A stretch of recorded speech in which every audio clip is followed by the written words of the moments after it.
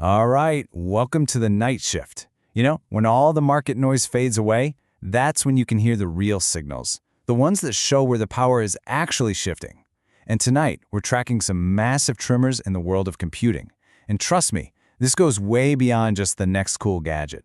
This isn't about picking a new laptop. It's about understanding who is building the future and what strategies are going to decide who wins the coming AI war. Okay, so let's get right into it. This quote you see right here, this is pretty much the core of our entire briefing tonight. See, the huge shift in computing, it's not on the horizon, it's already happened. What this means is that the very way we interact with our technology, the way we tell it what to do, has been fundamentally rewritten. So here's our mission dossier. Think of it as our roadmap. First, we're going to define what this new computing order actually is. Then, we'll dig into the hardware that made this whole revolution possible. After that, we'll see how these new AI agents are basically taking over the hardware itself. And finally, and this is the important part, we'll give you a survival guide for this brand new world. All right, let's kick things off with part one, a new computing order. We're talking about a massive leap from a world where we had to give computers detailed instructions to a new one where we just give them our intent, our goal. This slide really lays out the whole story. Over on the left, you've got the old world. That's us, having to tell the computer every single little step to take. That's instructional computing. But look at the right. That's the new world. The person isn't giving commands anymore. They're just stating a goal. Something simple like, hey, plan a trip to Tokyo for me.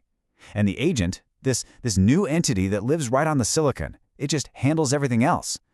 The hardware has gone from a dumb tool we have to direct to an actual partner that gets things done. So how on earth did this happen so fast? Well, this revolution wasn't just a software update. As we're going to see in Section 2, it was all made possible by two huge breakthroughs in the silicon itself. The weapons, really, that smashed the old walls to pieces.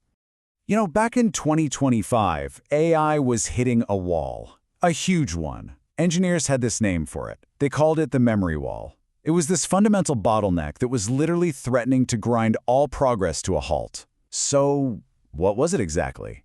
This quote right here just nails it. We had built these incredibly fast processors, these Ferrari engines of computing, but the memory, the system that feeds data to the processor, just couldn't keep up. It was like trying to race that Ferrari by putting it in a rickety, slow wooden cart. All that incredible power just sitting there, completely paralyzed. And then, Samsung came along and just demolished that wall with HBM4, High Bandwidth Memory 4. Now, this wasn't just a small upgrade. It was a total revolution in how chips are designed. Think of it like this. Instead of building a sprawling single-story complex, they built a skyscraper. They stacked the memory right on top of the processor, which cut the distance data had to travel down to basically zero. The result? A massive 2048-bit superhighway for data. That's wide enough for AIs with trillions of parameters to run in real time. It's a game changer. And get this new tech doesn't just make things faster. It also slashes power consumption by up to 40%. For the massive power-hungry data centers of 2026, that is not a small deal. That is pure gold. It's basically the lifeblood for every single next-generation AI accelerator out there. Okay, the second big weapon is all about security. For years, if you wanted to analyze data, you had to unlock it, decrypt it, which made it vulnerable. Well, FHE, or fully homomorphic encryption, completely flips the script. It lets an AI work on encrypted data without ever having to unlock it. Imagine being able to analyze super-sensitive medical records without ever being able to actually see the patient's private information.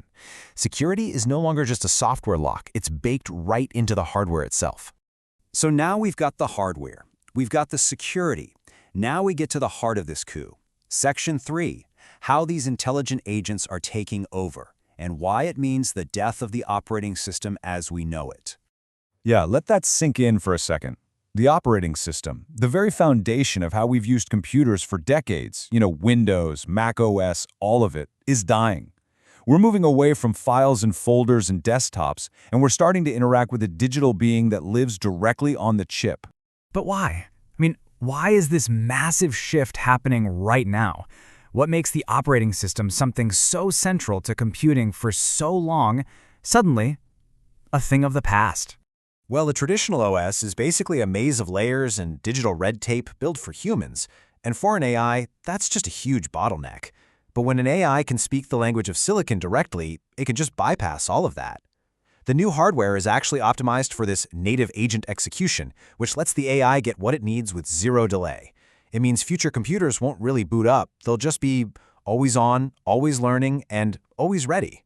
And this right here is the home where these new agents will live. NVIDIA's Rubin architecture. It's not just a faster GPU for playing games.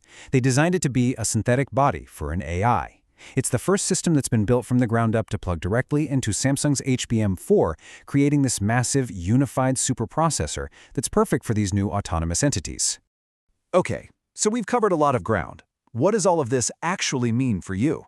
Let's get to our final section, your 2026 survival guide. How do you adapt, and how do you build your own personal arsenal for this new world? To win in this new world, you need to focus on 3 things. First, forget the old benchmarks like clock speed. You need to prioritize TOPS. That's trillions of operations per second. That number is now the measure of your agent's ability to learn. Second, memory bandwidth is king. Slow memory will cripple even the smartest agent, so you need to look for HBM4. And third, demand security that's built into the hardware, like FHE. Pretty soon, any device without it will be considered a liability. And that really brings us to the final critical question. As operating systems fade away and intelligent agents are born directly on the silicon, a new line is being drawn. So you have to ask yourself, is your hardware going to be a strategic asset, something that gives you true digital independence? Or is it just going to be a piece of inert metal, leaving you totally dependent on the cloud? The choice is coming, so which side are you going to be on?